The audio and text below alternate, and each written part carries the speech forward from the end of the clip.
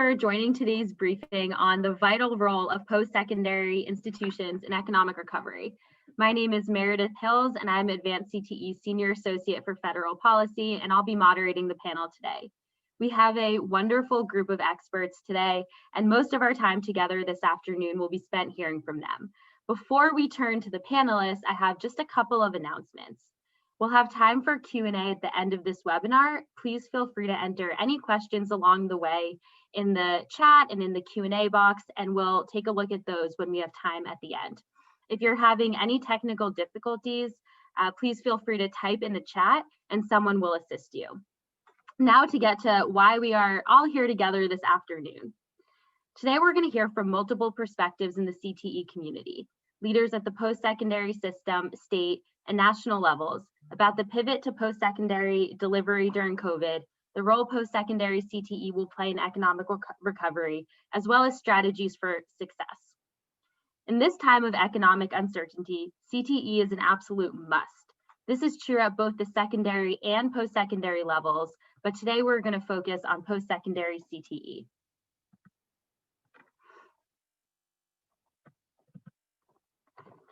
In April, the United States reached an unprecedented unemployment rate of nearly 15%. Since then, although unemployment has gone down, it continues at record highs. With millions of Americans unemployed, Black and Latinx workers, workers with a high school education or less, and female workers have been disproportionately impacted. CTE will be critical to the country's economic recovery, and so planning must begin happening now.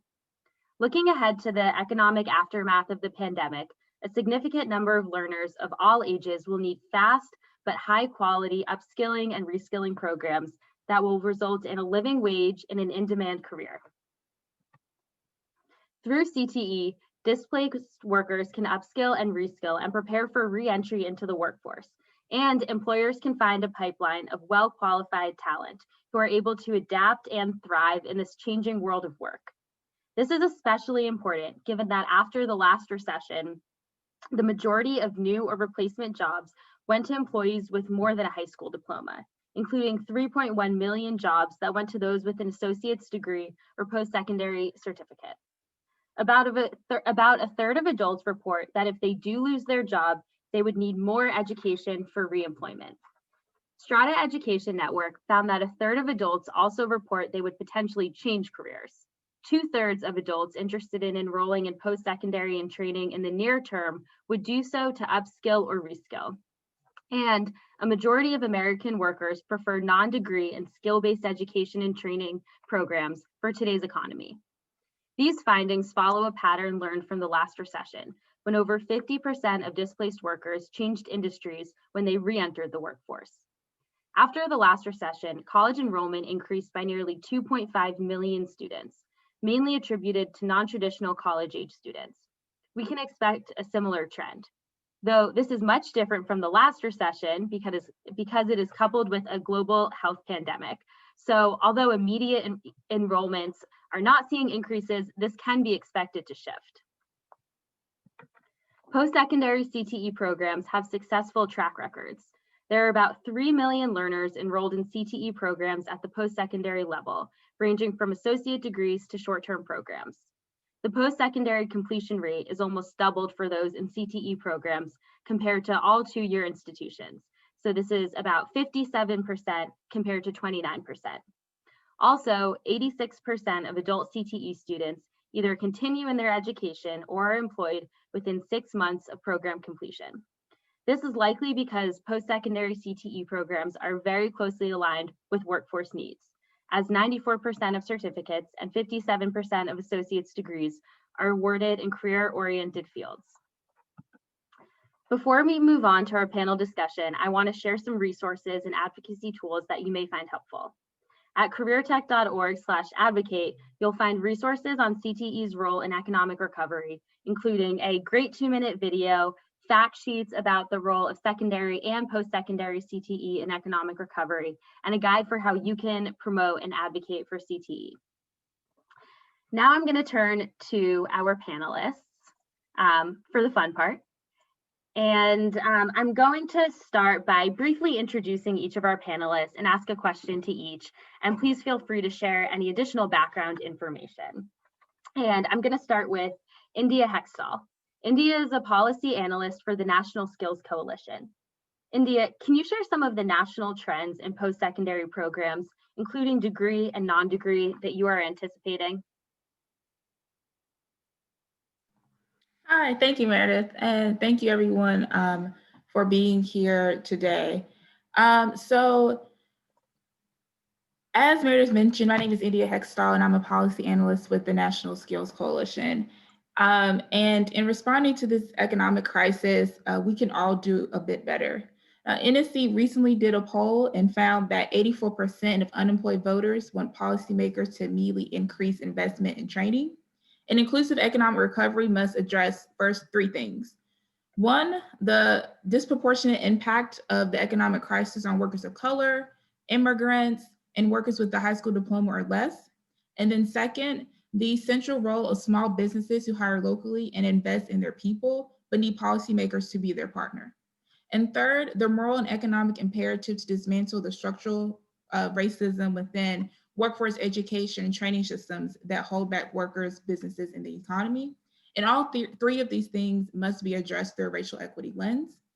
As many of us know, racial disparities continue to exist in educational attainment and wages and employment. And the pandemic has only exacerbated these inequities. So some federal policies that could help with inclusive economic recovery include expanding the Pell Grant to short-term programs, establishing career pathways and stackable credentials, and supporting business and community college partnerships. Now, for expanding the Pell Grant to short-term programs, many of us know that today's financial aid policies don't match the realities of today's students, particularly working adults. Our current financial aid system is biased against working people seeking short-term training to improve their lives. And short-term training is essential during economic times like now because it provides workers the opportunity to reskill for job opportunities. A national poll by NSC found that 86% of voters support making federal financial aid available for skills training, and expanding the Pell Grant to high-quality short-term programs allows individuals to learn new skills that could help them advance to better paying and more secure jobs, and lead to further educational pathways for individuals who might never pursue post-secondary credentials. Now, Congress has introduced legislation to help address this.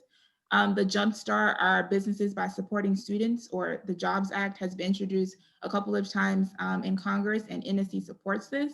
And this piece of legislation would expand Pell Grants to short-term, high-quality skills and job training programs that lead to industry-based credentials and employment in high-wage, high-skill industry or sectors. Now, in addition to expanding Pell to short-term programs, we want to make sure that these programs are high quality. And NSC has developed a quality non-degree credential framework, which provides 4 criteria to identify a quality non-degree credential. And we have had states like Louisiana and Alabama, New Jersey, and Tennessee adopt or implement some portion or some sort of non-degree credential framework as well. Now, when talking about career pathways and stackable credentials, a component of a career pathway is a stackable credential, which stackable credentials can be viewed as building blocks where each short-term credential that a person earns builds into a higher level credential. And stackable credentials can help individuals advance in education and employment, and can be particularly important for people of color and others who have been traditionally underserved by higher education. And the role of post-secondary institutions' economic recovery is essential to ensuring that institutions are training students for the skills needed to fill in-demand jobs and to provide opportunities for individuals who may need to reskill to meet the demands of the ever-changing workforce. So an example of like a career pathway framework is in Oregon, where their framework connects systems by integrating stackable credentials, student support services, employer partnerships, and education and workforce training programs.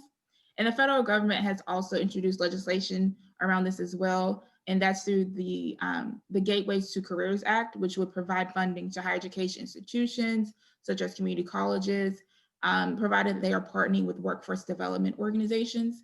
And the funding through this legislation would support activities that help adults and other non-traditional students to enter into career pathways and succeed in post-secondary education programs, along with supporting activities related to career pathways navigation, emergency grants for students facing financial hardships, which is important during times like now, and other direct student support services as well. And then finally, an inclusive economic recovery must support business and community college partnerships. Industry partnerships ensure that local training prepares workers for local jobs, but we aren't investing in these models at a scale to sustain economic competitiveness. So policymakers should invest in building community and technical college capacity through business-led partnerships. Funding for these partnerships should encourage collaboration with community-based organizations, secondary schools, workforce boards, unions, and other stakeholders. And partnerships should be encouraged and incentivized to focus on racial, gender, and other equity gaps to increase economic opportunities for workers often left behind by traditional hiring and recruitment. And these partnerships will build around multiple employers connected to industries with similar needs, and employees must be partners in the conversation with industries. And the intention is to build a partnership with others who represent communities of color and help provide support services. So if we want to build an inclusive economic recovery, we must advance racial equity through post-secondary training policies, including career pathways and stackable credentials of value and financial aid. Thank you so much, India. And you touched on so many points that are just critically important, and I know we'll be coming back to those later. Now let's turn to Henry. Henry Mack is Chancellor for Career Technical and Adult Education in Florida, and previously served as Vice President for Workforce Education and Innovation at Broward College in Florida. Henry, can you speak a little bit about the need for short-term CTE credentialing and certificate programs? I know that you and your team in Florida has paid a lot of attention to this. Yeah, I want to, first of all, thank you and sort of reiterate many of the points that India had touched upon, all really hitting home, not just nationally, but here too in Florida.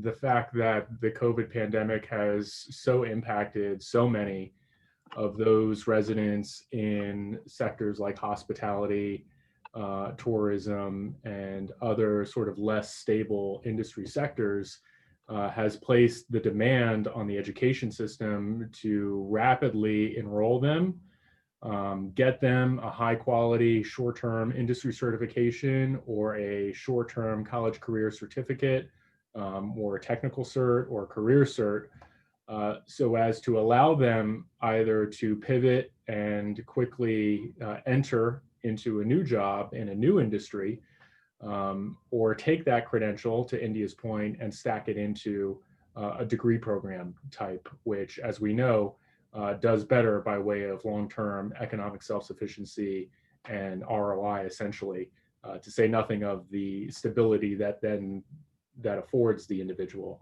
And so, to your question, though, Meredith, it's widely important, so much so that back in May now, or June, when we first received the Federal CARES Act dollars and the Governor's Education Emergency Relief Fund, our governor and myself and the commissioner met, and we immediately set aside nearly $50 million out of his discretionary pot for career technical education to rapidly enroll students and complete programs in short-term but high-value certification programs. To India's point again, we want to incent completion in high-value credentials of value, not dead-end certificates. And we ought not to think that we should accept the short-term skill training certification programs as good enough. We want to build out those long-term pathways, especially for Black, Brown, and minority students, right? We do not want to exacerbate the racial divide between baccalaureate degree attainment and high school attainment within that economically disadvantaged or even minority group population. We need to ensure that we are both incenting and encouraging short-term, rapid industry certification skill attainment, but yet also creating those opportunities for higher degree attainment, since we know that matters, and we do not, again, want to think we should convey, or we cannot convey, the message that those short-term credentials are good enough. I'll end on this point. It's been wildly successful. Beyond just the numbers of students enrolling, we're seeing things like the college leveraging their Governor's Emergency Education Relief Fund for these rapid credentials, and basically parlaying that into other scholarship opportunities with our power companies here or banks that want to sort of match up the funds. And it's expanding capacity beyond just the particular grant program for short-term certificate programs that we've pre-identified. It's really supercharging the system in a great and innovative way that we didn't see coming. We kind of knew that that might happen, and it's just now, really, frankly, very exciting. Yeah, that's wonderful. Thanks for sharing that. I'm sure the folks on this call will have lots of questions about how you were able to push that so quickly. And now I'm going to turn to our final panelist, Dr. Renee Cintron. He serves as the Chief Education and Training Officer for the Louisiana Community and Technical College System. So I'm wondering, Renee, if you can take a step back and share with the group how LCTCS continued to deliver education since the pandemic. Sure. Thank you, Meredith, and good afternoon, everybody. Thank you for the invitation to be here. I have to piggyback on something that Henry and India mentioned, and it's the stackable credentials. We've had a good history of converting industry credentials into credit and having the technical certificates moving into technical diplomas and associate degrees and so on. So that definitely helped us in focusing on the short-term credential, but specifically to your question, we immediately embraced the transformation of expanding synchronous and asynchronous educational technologies within our instruction. So that looked like if we had 100% in-person classes, those transitioned to hybrid or online based on the need in the industry areas, for example, in healthcare, and I'll give you a specific one of that in a minute. And then if the courses needed some hands-on applications, we moved into a combination or a mixture of online simulation and e-learning technologies that support the digital literacy framework. And we call that a digital inclusive framework. And as educators, it's part of our responsibility, in addition to career and technical education, is to thrust our students and faculty and staff further into the 21st century and digital age, and how we can embrace and utilize those tools to conduct high quality education beyond what we're doing today. So part of this dealt with as a response to COVID-19, but also a realization that if we wanted this transformation to continue beyond the pandemic, that we needed to ground it into something else. And that's what we decided to do. It's decided to ground it into this digital inclusive framework that encompassed two things. I mentioned a few of them, which dealt with the course delivery mechanism changing and transforming. But the other side of that is making sure that we tackle the digital divide in our communities. There are many people of color, many people within a lower socioeconomic background and rural communities that have difficulty accessing the technology that we're talking about for delivering courses. So it's not one or the other, it's both together. So I'll give you an example with our nursing and allied health programs. They were able to transition during the first couple months, April, May months, into utilizing virtual and simulation clinical environments, and that those mandatory clinical hours and classroom clock hours in collaboration with accreditation agencies, as well as our board of nursing and the different boards that supervise those licensure certifications and those requirements, we were able to transition into some of the high-tech clinical hours rather than in person. And with that, we were able to graduate over 100 healthcare students during the initial months of the lockdown. And some of them were graduated even earlier to align with the governor's call to increase the number of healthcare professionals as a response to the pandemic. And the pattern and the things that we learned from that, we moved it to other areas, into manufacturing, into construction, into other areas that were needed. Especially, we've had several hurricanes over the last couple of months here in Louisiana. So there's a lot that needed to be done in person, but does everything need to be done in a hands-on environment 100%? So we took a step back and wanted to divide into three categories: the online, synchronous, asynchronous. Those are two separate ones, and then what needs to be done in person in a safe environment. So we were able to manipulate that in all of the areas, including professional development and for faculty and staff, as well as for our students. On the flip side of that, so that's one piece, right? The instruction.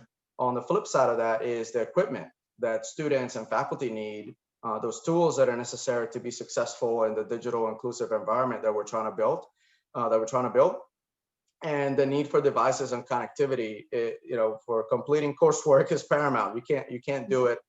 We couldn't do this without our virtual environment. So it's the same thing with the instruction of courses. So beginning early months, beginning to issue devices from laptops to hotspots to students, faculty to staff. And we're continuing to do that and providing the professional development that is needed in order to utilize those tools and devices productively for either taking or teaching the material. And I'm focused a little bit on just the instructional side of things, but the path to this digital inclusive environment that we're moving into and transforming goes beyond instructional practices. It includes student services, it includes our business operations, and similar innovations have occurred in those areas as well. And the principal notion is breaking things down to the core skill that needs to be taught, that needs to be learned, and how can that be taught and learned in a different environment than we have been doing it in the past. Yes, because of the pandemic, but mostly because we are 2 decades into the 21st century, and we are moving rapidly and exponentially further into utilizing technology for all aspects of our life. So, how are we going to improve and do the same thing in the educational settings was the thought process that we went through at the very beginning, and we continue to do that throughout even now, through the months between the pandemic, hurricanes, social unrest, and you name it. We've been able to balance the education of CTE into those categories. What needs to be done in person? What can be done from afar? What needs to be done simultaneously? What can be done asynchronously, and so on. Thank you for sharing. And I love what you said about how do we make sure this transformation continues after the pandemic. I think that's such an important point that I know all of the panelists and most of the folks on this call have felt we were pushed into this situation, but now there really is an opportunity for new, innovative, strategic CTE programs. So I appreciate you hitting on that as well.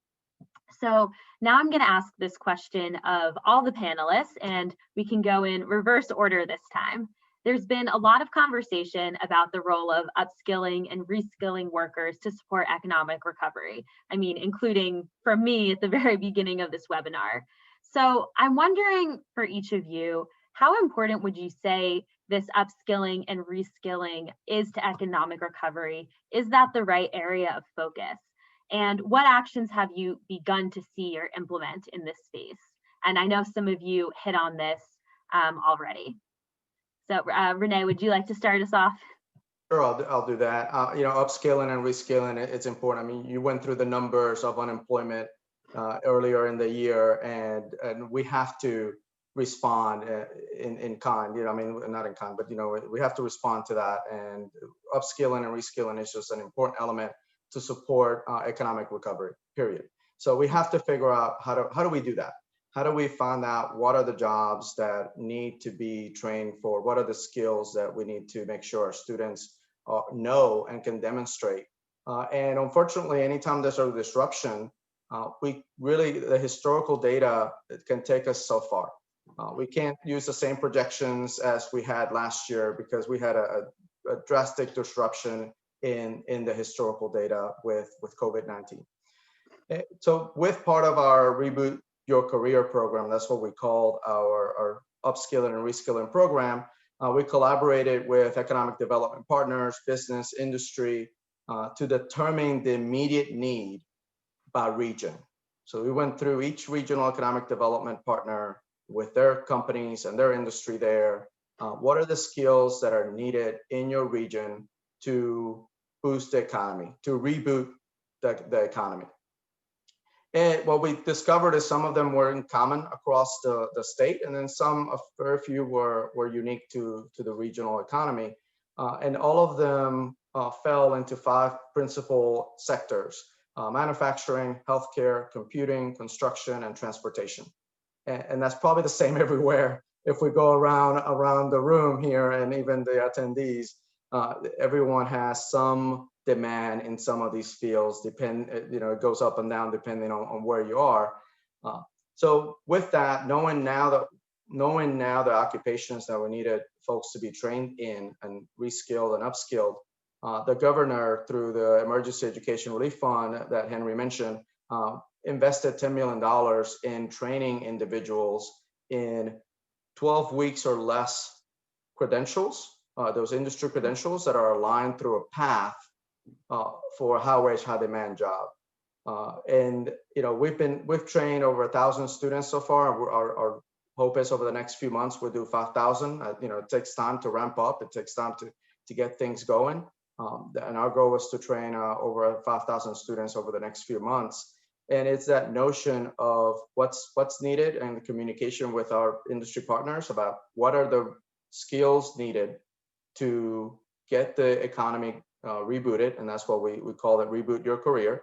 And then how can we teach it, and what credentials can the students earn that are recognized by industry to be able to get those jobs, and then that they're mapped to credit programs. So then if the student wants to continue immediately or later, they can do so. So they are enrolled in a 12 weeks or less program, and that's a start. That's a jumping point for either the next career step for them, upskill or reskill, or the continuation of their education through a credit program into technical diplomas or associate degrees.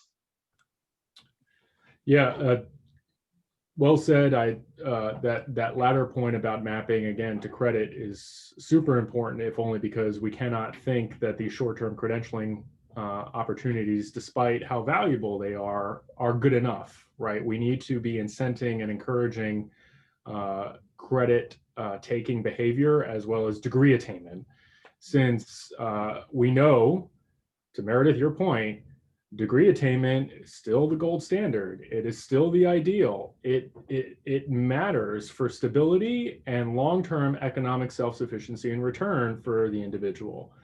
Despite the emphasis on skills, and despite that stat about how most people prefer skills-based education, I don't think we should take that to mean that the degree is not the ideal.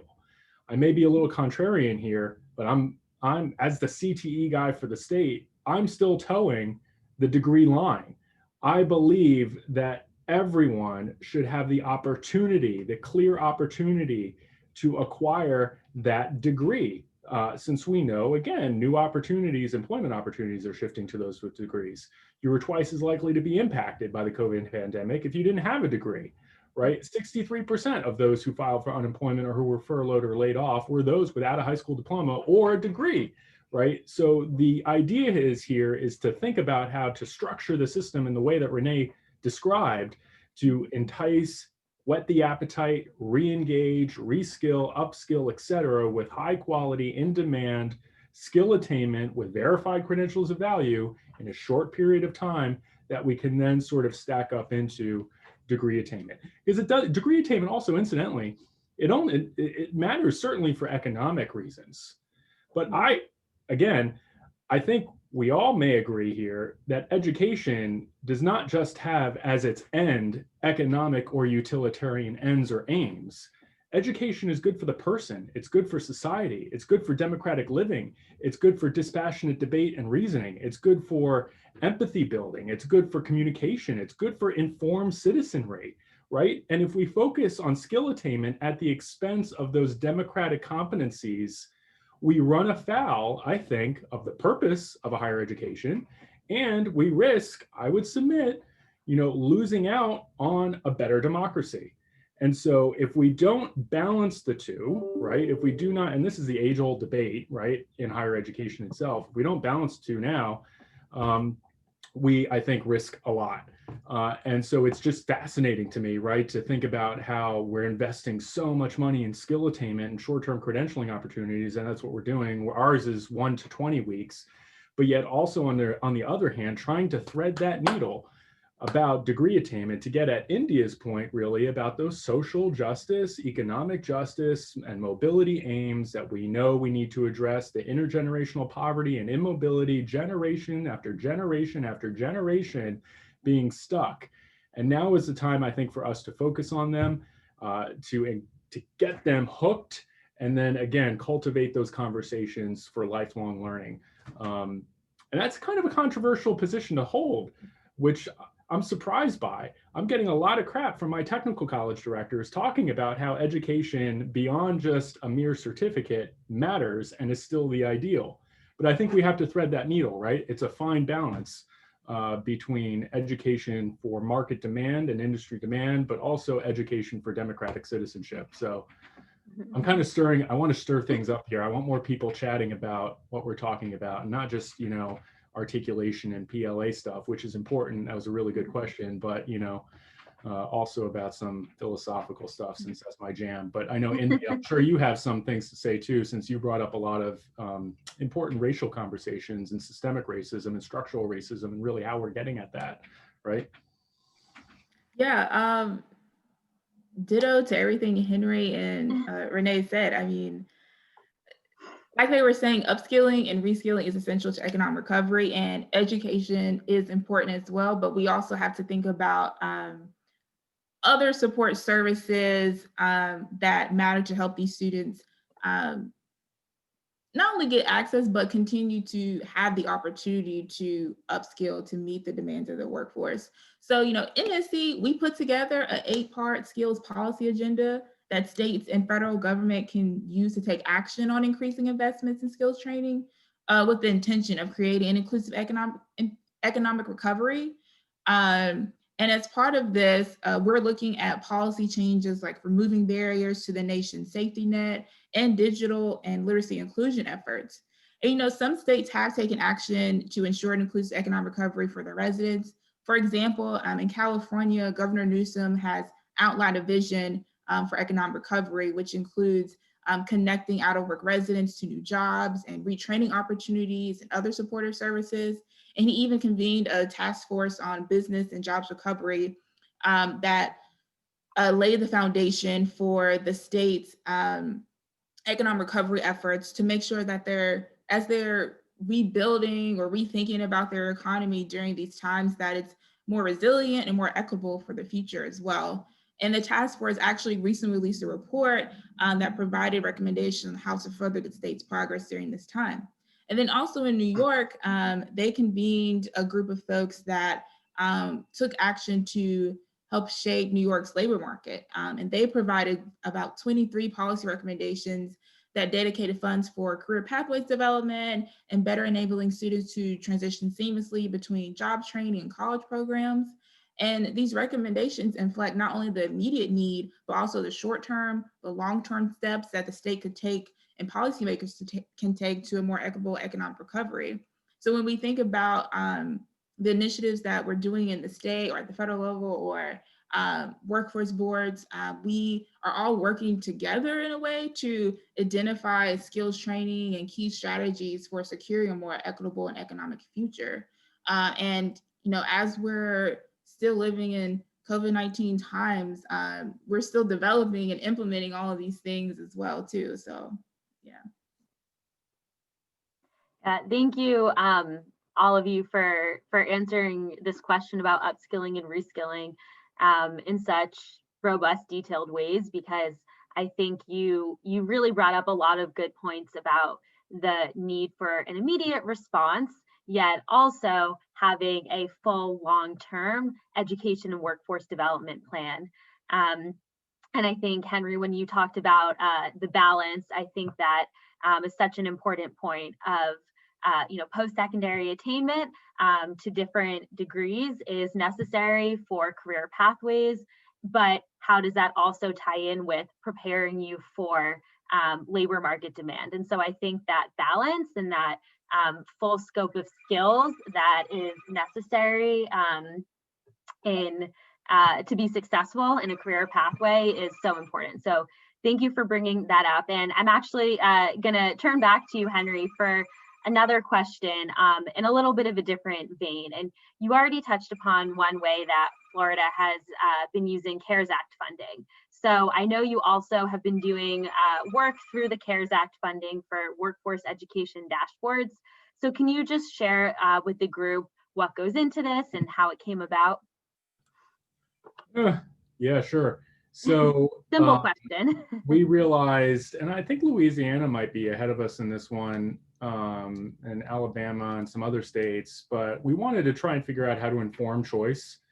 And in order to do that, we wanted to visualize performance of our programs, performance as defined by not just the traditional measures of retention and completion, but post-completion outcomes.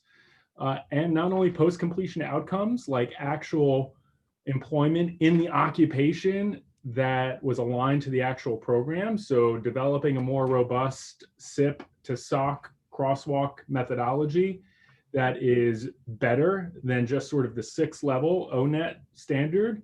It gets a little bit more granular, but also incorporating real-time labor market information that scrapes from local job postings and how those skills embedded in that real-time labor market information data matches up against those skills theoretically being taught by the local program, and sort of trying to visualize the performance of the program relative to local skill demand. On top of that too, and Indy, you might appreciate this point too, we want to know the credentials capability of accelerating an individual's time to economic self-sufficiency, even after you account for the loss of social service benefits, for example. So you can acquire an AS in whatever the hell, but then if you get a job and you lose out on SNAP and other benefits or food stamps or any other social service benefits that you're on, you actually end up making less money than you were where you had not gotten the degree, right? So we want to know what degrees have a greater likelihood of not setting people back even after they lose state and federal support by way of these social service benefits. And that involves getting at tax data, individual tax records, and sort of visualizing that out in a really robust fashion and squaring that data up against the education system so that we can really know whether or not X credential at X college is really, theoretically at least, getting people to that economic self-sufficiency level where they can really begin to envision for themselves a life of professional and personal happiness and well-being.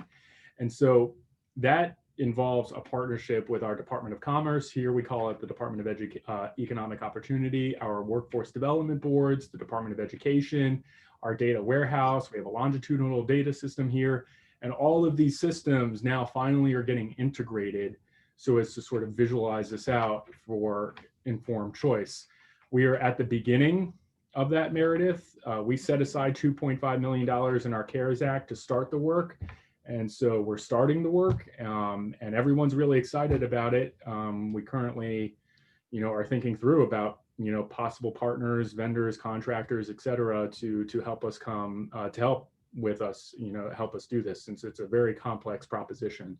I would invite everyone to look at the Atlanta Federal Reserve and their dashboard and some of the amazing work that they're doing in terms of economic self-sufficiency modeling, right? And even the work of Raj Chetty out of Harvard, who's also talking about zip code, intergenerational poverty and immobility, and the extent that education, higher education, really a degree, will advance someone out of that state of intergenerational poverty and immobility. And so that's a little bit about where we're headed. With that, and I'll end with this too, we recognize the importance of not only informing choice, but also selling the story, selling the success of CTE, and really dismantling the harmful narrative that CTE is somehow lesser than or opposed to traditional academics. It's a terrible thing to think that CTE is a pathway for those not academically adept, right? And that has far-reaching effects, racial and otherwise, that we do not want to support. And so for which reason, and here's a shameless self-promotion, is the Get There Florida campaign. So if you just visit gettherefl.com, you'll see our branding and our attempt to sort of market and shake things up a bit. We stole the colors from Advanced CTE, by the way, as well as the arrow. So, but anyway, yeah, it's really exciting stuff. And Renee, are you familiar with didn't Louisiana go out and develop some unified system dashboard too that's trying to visualize performance? Or was it Alabama? Or do you know of anybody in your neighboring states doing this work too? So we're working with Atlanta Fed to develop the Cliff dashboard, right? And we haven't launched it yet, but we're almost there. And having some metrics that help us recognize what you just described. You know, at what point do students lose out on the state and federal benefits, and it's not worth getting that high-paying job? It's strange to think about it that way, but it's just a reality. There's a cliff, and it happens at a certain point. But we're working with Atlanta Fed and a few others here in the state to recognize that, and also establishing what we're calling a prosperity index. That index tells you, education, living, all the different things that go into prosperity in the state. So we're also developing that. So we're in the way. We seem to be in a similar boat.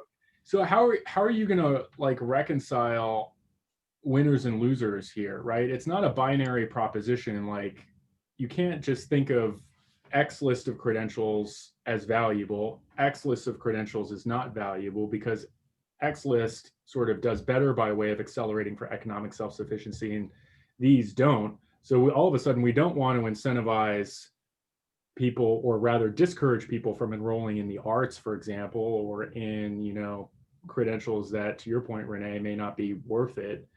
That's kind of a dangerous thing to say, at least from a state's perspective. I'm wondering how you're thinking through, or maybe India too, how you would think through how to not make it an either or proposition. Yeah, Henry, we actually established an on-ramp category. So because that was one of the things that we came up, if you say these credentials are of value, does that mean the other ones are not? So we have an on-ramp category, those credentials that are leading to on a path. So you have things that are transferable there, that are, maybe the ones that are not leading to an immediate high demand job, but eventually, as you progress through your career, you might get to that point. But we don't want to discount or discourage people from getting into those fields. So, an easy example is your progression in the medical areas. A certified nurse and assistant doesn't make as much as a registered nurse, but we don't want to devalue the fact that somebody could start their healthcare career at that level, at the certificate level, and then move up. So that's what we did to battle, I guess, at least combat the binary approach of value or no value, is create this third category, or create the second category of on-ramp. So something that can take you, it's the entry point into the pathway.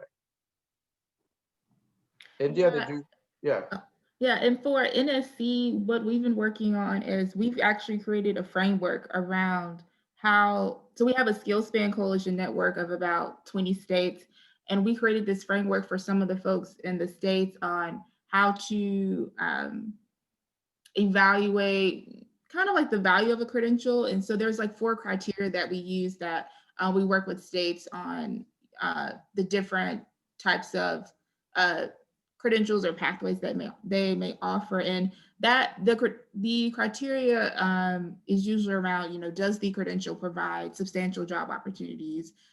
Does it have transparent evidence of competencies mastered by credential holders? What are the employment earnings outcomes of this? Is this credential stackable? And this just kind of gives a broad overview of what we want states to think about as they start to think about inclusive economic recovery, and what they can do more to better support the residents and the workers and the students in their state. Because what we have to realize is that some folks that are out of work may not be able to return to their same company, may not be able to return to their same occupation. So what skills or competencies can they take from what they were doing and apply that to another field? And I think having some sort of framework around what that looks like would help folks better understand how to apply things like that. And I can share the link to that report in the chat as well. Yeah, that'd be great if you can throw the link in there.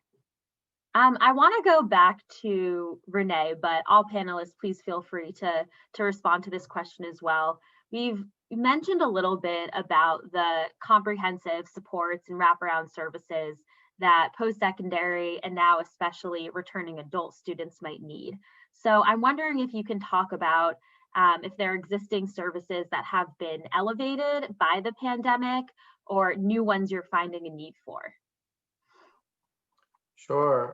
I mean, I think we know that challenges beyond the classroom is what causes students not to be successful, not to be able to complete their entire journey. You know, we've even conducted our own surveys, and 80% of our students claim something other than classroom challenges, such as transportation, childcare, work commitments, other obligations that are pretty much adult life. We have other things going on, and what I try to narrow it down at is time and money. So if we can help remove those barriers and those two elements, time or money, then students have a greater rate of success. So there's a couple of things that we've done, and we started working on a couple of partnerships. So I'll pepper you with a few just to answer the question, but there's so much more that we need to do and we can do.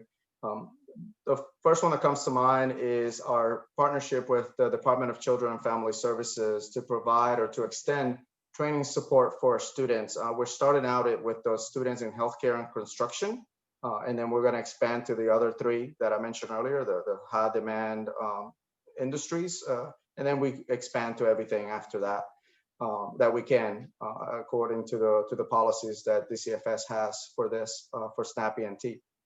And we're focusing on textbook reimbursement, certification, test payment, course materials, those things that are clearly classroom related. But also things that are not, like childcare services and transportation. So that's one partnership that we're in, and we started this a while ago, but now we're able to implement it, and we'll start with one of our colleges in Baton Rouge in the beginning of the year, and then continue on to expand it out to the rest of the colleges over time. Another partnership that we've engaged in with Ochsner, who is our largest healthcare provider in the state, is telehealth services. So right before, at the end of last year, beginning of this year, we put out stations. We installed stations for telehealth all over the state. Well, when campuses closed, we had to shift the model to actually use devices for telehealth, and it was a very reduced rate, even lower than a copay. So even for those who don't have insurance, it's definitely a lot less. For those with insurance, it is still a savings. So for students and faculty and those who are part of our system could take advantage of that. We've also partnered with agencies that provide mental health care services. Now, of course, provided through phone or web, but before going on the campus, because we know it's a full roundness. Beyond the food pantries and things that support the student beyond the classroom. And those are the kind of things that we started to get into over time, and we still have to continue to explore other options and opportunities, especially for those students that we're not serving well. So I often talk with our folks about looking at the data and look at the students that we're serving, and the students that are graduating, and the students that are being left out of the equation, left out of the access, left out of the opportunity. And we have to make sure that we provide the services beyond the classroom for those challenges that they experience that are typically around time and money. And what I can tell you is, without being able to point at any one service that we're providing, 5 years ago, we had 19,000 graduates a year, and this year we had 33. So something in that equation is pointing us in the right direction, but we still have a lot of work to do. There's still a lot of students that are not making it all the way through for other than classroom challenges. And we continue to explore and build those partnerships as we go through to make sure that we encompass the entire student life, not just the student academic or the student college life, but the student life, the adult life that happens outside of the classroom. Yeah, thank you. Before we turn to questions from the full group, and again, please feel free to put them in that little Q&A chat box at the bottom of the screen. I have one last question, and India, I want to start with you, but the rest of the group, feel free to add in any responses as well. So there's been a lot of conversation about lessons we learned in the last recession and what we can expect now. So what post-2008 recession strategies for post-secondary CTE should be taken into account, and what makes this circumstance different? I mean, of course, COVID makes this circumstance different. So are there strategies that people are saying and you're thinking, we can't go that direction? Yeah, some of the strategies that folks that NSC partners with is we're thinking that states should leverage opportunities afforded by commonalities between Perkins 5 and WIOA state plans. So under WIOA, states, local boards, and adult education providers are responsible for supporting the development and the implementation of career pathways. And then under Perkins 5, states must also develop some sort of provide career exploration and guidance and advisement, all under the equity lens as well. So career pathways are imperative during the COVID-19 recession, since some individuals are having to adapt to a different work environment or a changing work environment. A lot of folks switch, like we were saying earlier, to remote work or digital work, but oftentimes low-income families and communities of color are facing challenges in participating online classes or video conferences like we're on now, because they often lack access to digital broadband, digital literacy, and technological devices. So, WIOA and Perkins can help these individuals attain the skills needed for new and emerging job opportunities by using existing funding and CARES Act funding to support digital skill building and job training programs. And career pathways and training programs through CTE can help workers, especially displaced workers, reskill for the workforce. And an example of how we're seeing this play out in the States is in Michigan, they use CARES Act funding to support CTE efforts. So Michigan provided a scholarship program for people who did not already have a degree and who worked as essential workers between April and June of this year. And the state created the Futures for Frontliners program, where in the first 2 weeks of the program, they had 60,000 students apply for the program and participate in training that allows them to upskill, reskill, or restart or advance to a new career during this COVID pandemic. Thanks. So I see we have some questions in the Q&A box. So I'll start reading them through, and feel free, India, Renee, Henry, to answer. So the first question we have is, how do we reskill our faculty to embrace stackable credentials? So I think this question is, how do we get the full stakeholder buy-in that stackable credentials is super important? Sure, I can give that one a shot. I have a couple of related examples. One comes from the prior learning assessment piece, and then the other one comes from the certificates and so on. So, when we're trying to align industry credentials that lead to courses, we often got the answer as no. But then when we ask the question in reverse, what courses lead to industry credentials, then we're able to map them. And that's the beginning of a stack, right? So then the industry credential leads to these courses, and then the courses lead to the certificate and so on. So that was one way, and I'm giving a very simplistic answer that's more involved than that, because you have to, win hearts and minds across the state and across the college first. And we did that by bringing faculty together from across the state by discipline in our annual conference. We didn't do that this year, but we usually do that every year. The other thing that came to mind with that question was looking at data, looking at how courses are aligned and courses are in a sequence, and then it happens in a lot of technical courses. There is programs. There's a drop-off point where you see a mass exodus of people, and that mass exodus of people is there because they've already learned the skills they need to get the job. So is that where the certificate should be?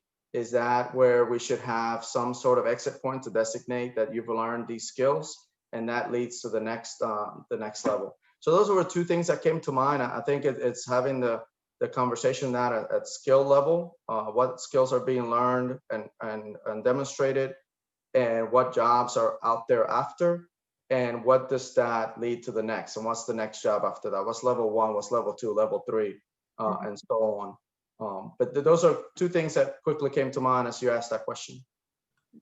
The harder conversation with faculty, and I don't pretend to have an answer here, is the non-credit to credit sort of conversion, right? And how we think about articulation mechanisms to convert the non-credit coursework, these short-term industry certification preparation classes, or the certification itself, into credit opportunities, and how that, again, that credit for prior learning or that articulation works, and getting faculty buy-in obviously is a necessary condition of that. That's super challenging. So another question we have, in what ways do you see industry supporting or partnering with this effort for students to get industry credentials? One case in point, recent, as late as rather about an hour or so ago, again, our power company here in Florida, Florida Power and Light, put up $1 million to buy laptops for students that are enrolled in these short-term rapid credentialing programs that have been created as a result of the governor's investment in CTE as a result of this pandemic. And so it's great to see how institutions are leveraging the grant to work with industry, and industry recognizes the need for talent. And talent is the workforce development currency. And we cannot think of workforce development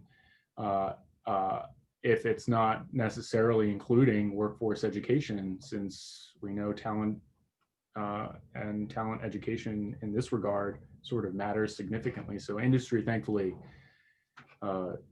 is investing. The other interesting thing is too, we've witnessed little, if any, attrition in apprenticeship programs in Florida, which is amazing. So no cancellations in registered apprenticeship programs. Maybe I could count on my hand the number of apprentices that lost their job during the COVID pandemic, or at least the ones that are registered in the state of Florida that we keep track of. We have about 20,000 active apprentices here in the state of Florida, and little, if any, attrition. So again, that kind of partnership between industry and education, I think, is being brought to sort of greater light as a result. Yeah, I would say I've seen similar things occurring in California, where a lot of the data, and we were talking about data earlier, they share around their apprenticeship program. You could see, like, when someone enters an apprenticeship program, kind of like their employment outcomes, their earning outcomes, and then after they finish that program, it's like ridiculously better outcomes for them. And then getting industry buy-in in California, also they have an employment training panel where the employer partners with an education or workforce training provider to offer some sort of skills training program to help their employees upskill within that employer, so that, like, instead of the employer having to bring in someone new or necessarily outsource whatever it is they need, they can train their employees they currently have to just essentially move up within the company as well. And I've also seen an instances like that where employers within the state will kind of like offer mentorship programs of like new hires they may have, and like an opportunity for folks to kind of get leadership or management experience as well. So I see a lot of employers like embracing this whole, like, we can essentially use professional development or education providers to train our current employees for the needs that we are predicting for the future, or that we may currently need to help scale our business.